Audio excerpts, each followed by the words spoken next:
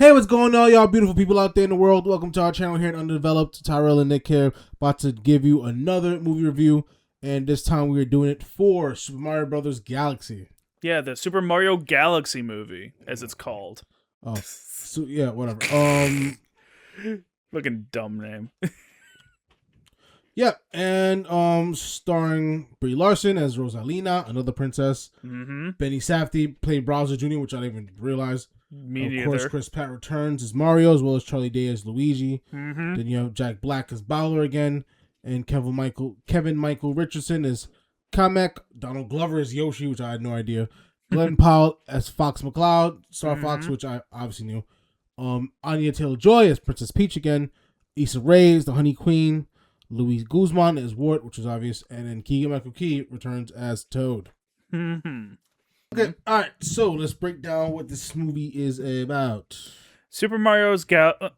Super Mario Galaxy movie is loosely based on the 2007 game Super Mario Galaxy for the Nintendo Wii, and much like that game, it's basically the story of how Rosalina gets kidnapped in space, and Mario has to go and rescue her in space. But in this movie, they changed a lot of details. So since Bowser was minimized in the last movie, now Bowser Jr. is the main antagonist of this one, and also Peach plays a far more active role in this movie than I don't even know if she appears in the game.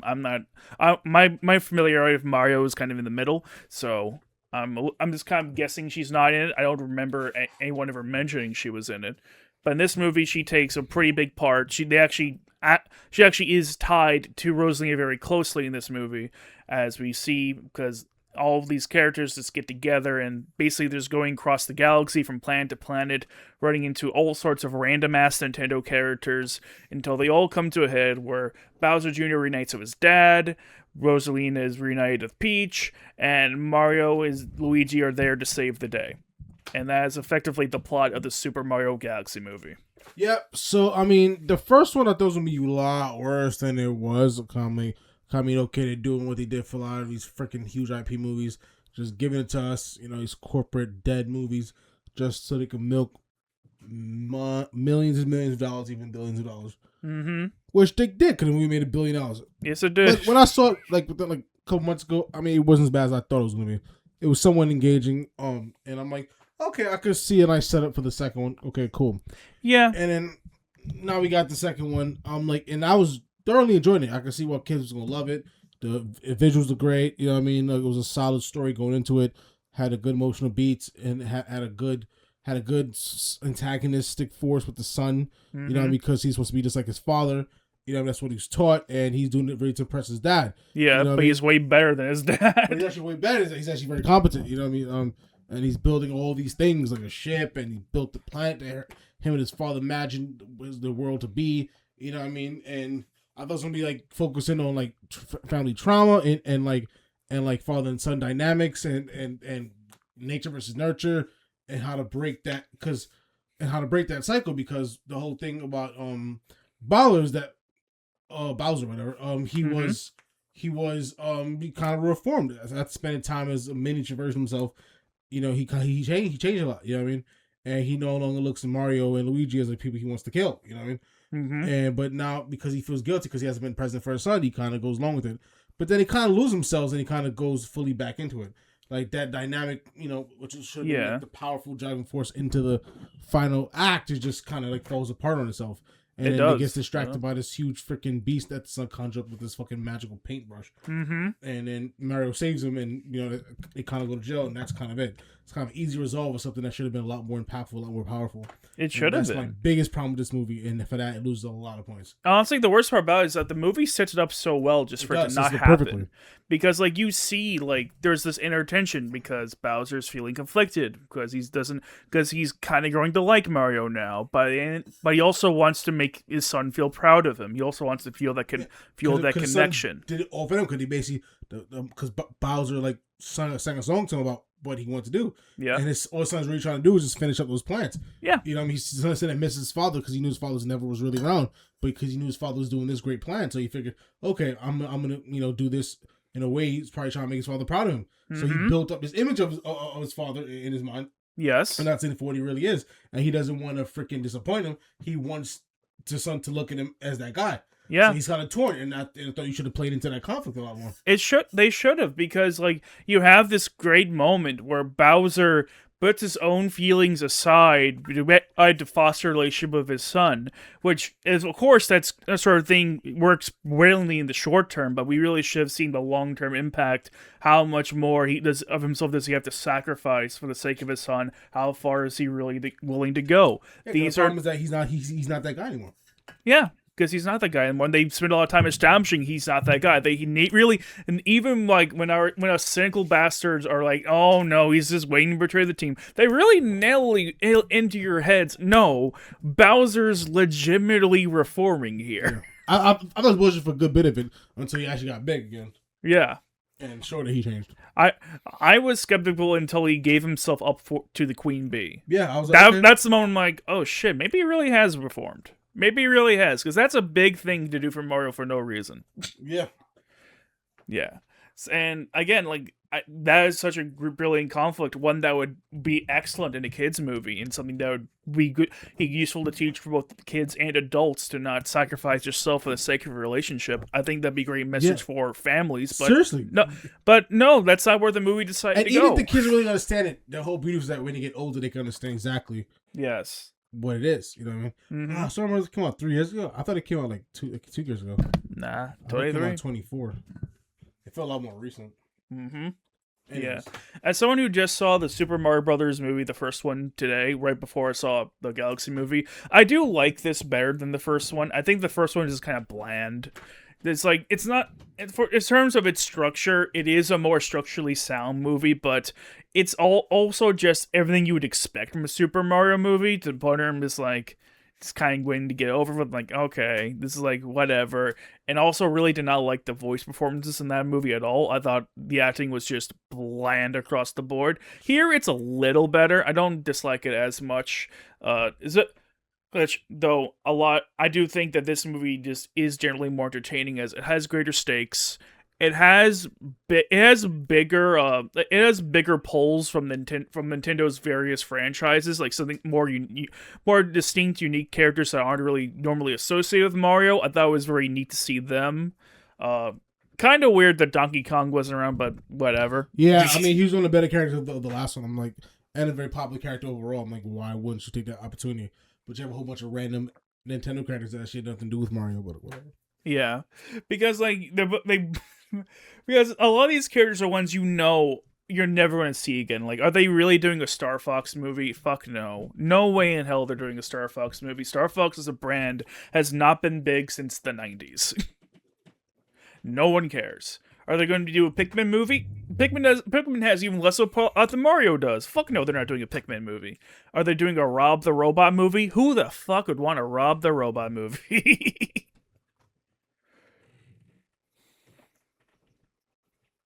But it's cool we get to see them, so it makes sense. It'd be neat to see them do something. Maybe they'll do like a Donkey Kong spin-off movie. I can totally see that being a thing. Like, that's the thing about Mario. I think it has potential for more interesting spin-offs than the actual movies itself. Because like because if they'd want to do Luigi's Mansion starring Charlie Day, I'm like, you know what? That could actually be fun. That's the thing. Yeah, Luigi's Mansion is a game from like from the GameCube days, when the first game's on the GameCube, where just Luigi, he inherits this haunted house and he needs to go like suck up ghosts, but he's a fucking coward, so it's funny. Yeah, I mean, like, to me, like, growing up, we had so much classics. We had Toy Story, we had Finding Nemo, Lion King, The Credibles. You know what I mean? All those are actually Ratatouille. All those movies are actually really good. You know what I mean? It's a lot of it holds up even to this day. But of course, you still have the heartwarming, story, the morals, the lessons of it, and it doesn't really sacrifice its quality. You know what I mean? And a lot of the themes and stuff, I don't really get fully. I just know the movie moved me. Yeah. And I love these movies. So the kids don't have to fully understand it. It can still be a well complex movie. Yeah. You know what I mean? Because the kids will still love it, and then over time they can really appreciate it. But you know, a lot of these movies like feel soulless. There's a lot of soullessness to both these movies. You know what I mean? I agree. And it feels very corporate. They both IP, do. You know what I mean? Yes, there are. I mean, of course, this is not to say all kids' movies are like this, because of course not. Like, that's because like, Soul is really good. Coco is really good. Yeah, the first one is solid. You know, The Wild Robot was really good. That was really good. That's a whole different kind of. Puss in Boots 2 was fantastic. Puss in Boots 2 was excellent. It's one of my favorite movies of the 20. Yeah. Of the 2020s. If you want to count the Spider-Verse movies as kids' movies, then those go on there too. Those are both very good. And kind of all jocking the whole style of what Spider-Verse is. Oh, yes. Because it got so popular, everyone's like, okay, we need to copy this style. Because that's what studios do. They copy each other. They milk money. Yeah, and that's why we have a Teenage Mutant Ninja Turtles movie that looks exactly like Spider-Verse. Wasn't bad itself, too. That was a decent one, but they haven't done a sequel. Yeah, that was okay. Yeah, that was pretty decent. But for every movie like those where there's clearly some thought and soul into it, there's like at least double the amount of this bland corporate crap. Like, seriously, what's the deal with these fucking Minions movies? Who likes these? There's a popular IP that wouldn't mean $1 billion. Even people who I know like Despicable Me, which I myself have not seen, even people who like that, even they don't really like the Minions that much. Yeah. I wish we lived in the timeline where of the two, Megamind was the one that got really popular and not Despicable Me. Megamind was good. Yeah. Megamind was good, but yeah, it's really just Despicable Me and the Minions. So it was a spin-off. Yeah, it's crazy. Yeah, and that's like just dominated a lot of what's been coming out. So it's like I want to move away from the corporate feeling that a lot of movies have, both live action and animation. They did it with Minecraft. That also felt very corporate. It's very the kids will like this. Oh, that's the thing in the game. Put that in there. Steal $1 billion in the box office. Yeah, easy money. Kills over time, man. The thing is, like, Minecraft itself is not a compelling story. Oh, we're in a world where everything's cubes. No. People who play Minecraft don't give a shit about the story. They don't, because there is no story. It's not that kind of game. Is meant to be adapted, no. Man. Even then, if you really want to make a movie based on Minecraft, what I would have done is I would have made a movie centered around the relationships of, like, a group of friends who play Minecraft. And that could be like the tether that binds them together while their interpersonal drama plays out. If you really want to make a good Minecraft movie, that is a potential route you could have gone. But it wouldn't have been like a Minecraft movie in the sense of like actually in the world. No, we got people playing Minecraft. I don't think there's hope to make that a good movie. To be perfectly honest. Sure. Yeah, then it'll be a different kind of movie they want to make, but at least it's probably better. No. That was the exact point I'm making because I think that whole concept is flawed and full of corporate thinking. Like, okay, we must bring this to life. They were Angry Birds. Yeah. They even did the emoji movie. They did emojis, bro. They did because corporations don't understand what makes people watch movies. They just understand brands and marketing brands. That's and all they know. Brands until you kill it shoot it in the face. Yeah, because when people go to watch a movie, they're there for an experience in of itself. They want to feel something. They want they want characters to get to know. They want a plot that can string them along for something interesting, something that can maybe make them think, something that can make them feel something, sad or laughter or whatever. And like that's something that all these corporations miss. They don't understand why people like the things they like. They're like, hey, you like this? We'll make that into a movie without understanding what is it about that thing, that first thing that people actually liked. Yep. Which is why we have a whole bunch of Hitman movies that try to bring the story of the Hitman games into the movies, but that's just not what people like about those games. People like the crazy deaths, the absurd disguises, and just how fucking threatening Agent 47 is. Having him talk all the time as this protagonist guy that's just losing the plot of what the fuck people actually liked about it in the first place. Yeah, and honestly, like,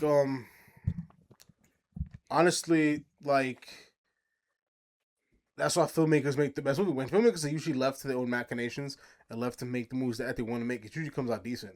Yeah. Or at least a good attempt at trying to make a decent movie. Yeah. A lot of times movies suck is because of corporate interference, because it's nothing but bean count. It's just trying to, like, maximize profit per fucking frame. You know what I mean? Like, that's what fucked up Batman and Robin. That's what fucked up BVS. That's what fucked up a lot of fucking movies. Yes. That fucked up a lot of franchises because that's why DC, that's why Warner Bros. Said, fuck it, I'm gonna let James Gunn do what he does. We're gonna fuck off completely. Yeah, and honestly, I like the James Gunn stuff better than I liked anything from the DCEU. Fair Frankly, enough. You know what I mean? Like, Man City's the only movie that's actually pretty solid from the entire DCU, and Wonder Woman. That's it. Mm-hmm. Yeah. Films. Everything else is way worse than that. Everything else is like this garbage. Yeah. And Flash had some potential, but overall, it already came from a mountain of shit. yeah, it did. And like, but building off what you said, like having actual directors like actually make these big corporate, like these big brand movies absolutely can work, and we have evidence of this can work with Greta Gerwig directing Barbie. Mm-hmm. Like, would that movie been any good if you just had some rando directing that movie? Fuck no. No. It works. It's her vision, and it made $1 billion, and people love it. Damn right. Doesn't mean you need to make like 1,000 spin-offs. No, it's just stop trying to milk. Stop trying to like scavenger, trying to take everything off the fucking buffalo. Eat everything. That's exactly it. I remember when that movie came out, and Mattel was like, "Okay, we're gonna have a 41 movie cinematic universe for all the Barbies." Fuck no. That is not what anyone asked for after the release of that movie. Because they don't actually understand what makes things good. They Exactly. understand brand. Yep, and the Mario movies are the epitome of that. These marketing are brand marketing and selling to consumers. That's all they know. Yes, they're not creative. And you know, if they'll steal and rip off each other's ideas. That they do. They do it in tech. They do it in everything. Hell, the only reason this movie exists is because Sonic the Hedgehog was successful in the box office. And that's why the film industry, a lot of entertainment sectors are corroded. Because of shit like that. Exactly. Like, you see in any kind of industry, someone makes a product, someone makes a show, someone makes anything that's really, really successful. What you're going to get? Immediate copycats from every direction. Yep, you do it in business all the time. Someone makes a good product, they rip them off all the fucking time. As they can. Happens in business, movies, games, whatever. It happens everywhere. It's the nature of these uncreative corporate hacks being in charge of everything. Yeah. And yeah, well, admittedly, Super Mario Galaxy, the movie, is a little less corporate than the first one. By the only reason I'm even saying this because at least this has an attempted emotional follow through, attempted emotional character arcs, mostly with Bowser and Bowser Jr. But even that gets just kind of by the end of the movie because they don't commit to it. So, yeah, Super Mario Galaxy movie, I like it better than the first.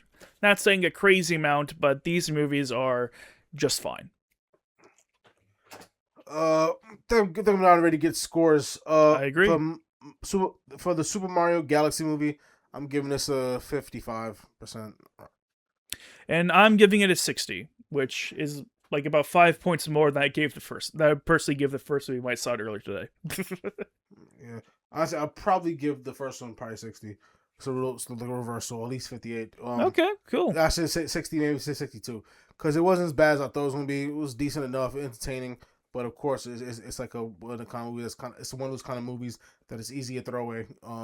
Yeah, it's one of the better throwaways. So 60, 62, you know, a little mediocre-ish, slightly above mediocre. Oh yeah. That was the first one. Yeah. The second one could have been a lot better, but because of the lack of follow through. And you build stuff just to not follow through, it feels like an incomplete movie. So I have to give it. I'm being generous because I like the other part of it. I'll give it a 55. Should be lower, but because I actually like what I did see, I'll give it a 55. Yeah. And hey, I mean, we might sound a little harsh in these movies, but trust me, if you want to see us harsher than Jack Black, then you should listen talking us about fucking Borderlands, because man, that was atrocious. Oh yeah, he wasn't that. Yeah, I destroyed that. Yeah, oof. That's probably the worst Jack Black thing I've ever seen. I can't imagine what they paid for that. You better get him good paid for that. Still she, because Kate Blanchett. Oh yeah, her too. Kate Blanchett. That's what I'm talking about. Yeah, because again, her, because that is not above is not above these kind of movies. But Kate Blanchett really Oscar nominated actress. Come on, dude. She was so out of place in that cast. Made no fucking sense. Like Jamie Lee and Kevin Hart weren't that surprising. I see what they were trying to do. Even she's an Oscar winning actress. I see what they were trying to do is just failure across the board. Failure across the board. Just execution. The solid idea, failure of an execution. Absolute monster fuck of an execution. Borderlands, I torched that one 100%. Yep. That was garbage. That one was This is shit. better than that. But Easy. Garbage. Easy. Terrible voice performance from Jack Black too. Anyways, better in here. Yeah, Jack Black is better in both these movies. Yep. Yeah, definitely. Anyways, I believe that's all we have to say about both Super Mario movies. So please let us know what you thought down in comments below. If you have kids, then you can take them to see it. If you don't have kids or are curious, then just wait for streaming, frankly. And yeah, that's all I have to say on the matter. So please let us know what you thought in the comments below. Hit that like, subscribe button, and we'll catch you next time for some more content. Yeah, see you guys later. I'm pretty good.